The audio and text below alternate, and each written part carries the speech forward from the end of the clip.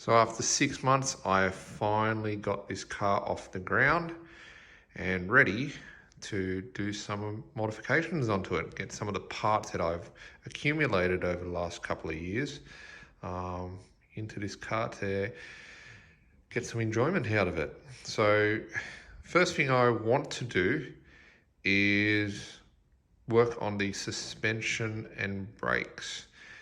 Now, power for me is not that important right now because I drive a fairly slow car every day, so this car feels extraordinarily fast compared to that. But more importantly, this car is not actually fun to drive at all because the bushings are so worn out. The car is very unstable even at slow speeds. So I'd like to rectify that by removing the HKS coilovers here. They're just a bit old, a bit harsh for my liking. But more importantly, every bush in the suspension arm, or if there were Nismo replacement arms that I could buy, change all of those and improve the stopping power. Because if a GR Yaris has larger brakes than this, being such a small car, this is laughable. So, these are the parts that I'm looking to installing shortly. So here we've got an Alcon big brake kit. We've got some RC 6-piston calipers at the front and some RC4 4-piston calipers at the rear. They all come, because it's a kit, comes with all the dog bones, lines, pads, aluminium hats, and 380mm rotors, all four corners. To replace the coilovers, I've gone for some Öhlins DFV coilovers. I've heard really great things about these, so I'm excited to get these on. They never owned a set of Öhlins coilovers before. They were always the pinnacle of suspension back when I was modifying cars, but here we go, we've got a set. Can see some suspension arms there. They're just for the rears because on a 34 there aren't actually any replacement arms for the front, but the rears you can. But I've purchased all the different bushings I could in those packets there for all the other rubber bushings throughout the suspension. I've also got a new set of wheels. Purchased some T37SL Black Edition Frees in 18s. Reason for that is my C28s were quite difficult to find because they are discontinued in a very desirable GTR offset and they're in mint condition. And I want to actually take this car to the track. I do not want to scratch these. These, however, are readily available, so might as well put some good rubber on these and enjoy the car without worrying about damaging the wheels. So first thing I want to do is actually just dummy up the calipers and brake rotors, and to make sure that the rims actually clear. Here you can see the caliper compared to the original caliper. And a rotor, it's a bit hard to tell, and I'll have the rotor side by side shortly, but it's significantly bigger. So Nismo do sell replacement arms for the rear suspension on an R34. There is a lower A-frame, this straight control arm, and this curved control arm, so you can still buy them. Now, the straight one and the lower A-frame I find still reasonably priced because they do include the bushings in them. However, this curved arm is quite expensive. I think more than double what these arms cost. So I've opted to change bushings on that arm and also the assembly on the outside where all these arms bolt onto. But I've purchased the straight arm, a Nismo replacement straight arm.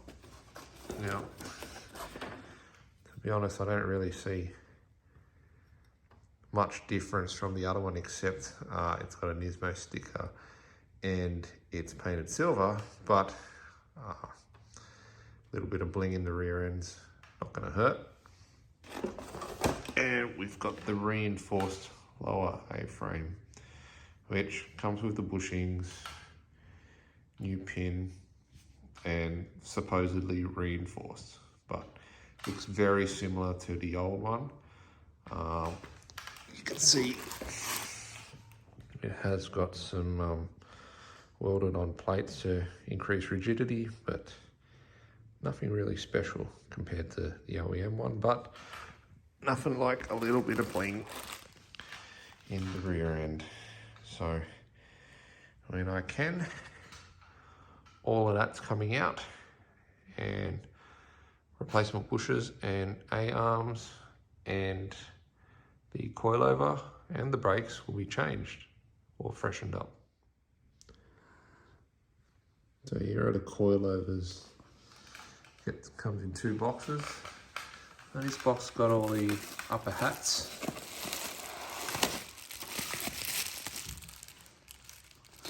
And the springs. And this box here for the struts. It's almost too pretty to open. So I'll do a better unboxing of it when I'm about to install it, but in the meantime, here's a sneak peek.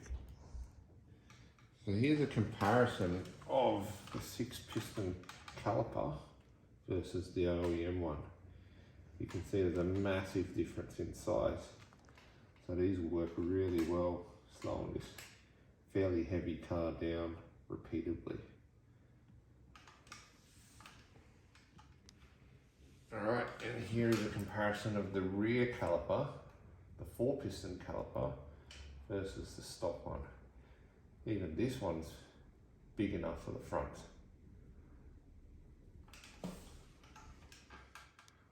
So on the left we have my brand new T37 SL Black Edition 3 in 18 by 10.5 plus 14 offset. And on the right are my current C28N 19 by 10.5 plus 12 rims. Now, I still love the look of these. And the billet center cap there just finishes it off. I do need to ceramic coat these and give them a really good clean to bring the shine back to the lip. But here we'll have my my track wheels. I just love these little details. They'll look really cool when the stickers are applied and the red brake calipers are in the background. But let's see if these wheels will actually clear the brakes. I'll statically set it up and see what it looks like. And now I've just set the rim on top of the brake hat with all the holes lined up, and we can see there is some clearance. So this is a 380mm disc.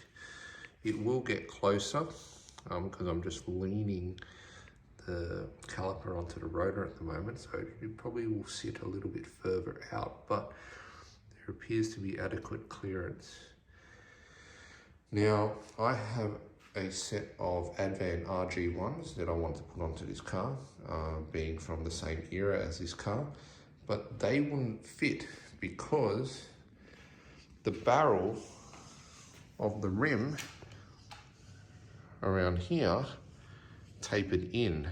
So there was clearance at the edge here, but not here where the brake rotor actually sits.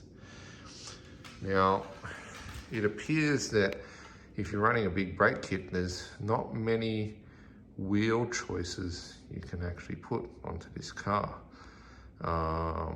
With the R35 brake kit, Nismo recommend only LMGT4s or T37s, and I think it's because of this. Now here's with the C28N on it. and there is actually more clearance.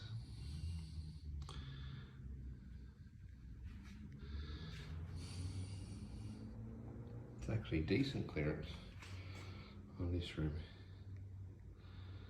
More than the TE, but it is a bigger rim. So I'm glad they clear.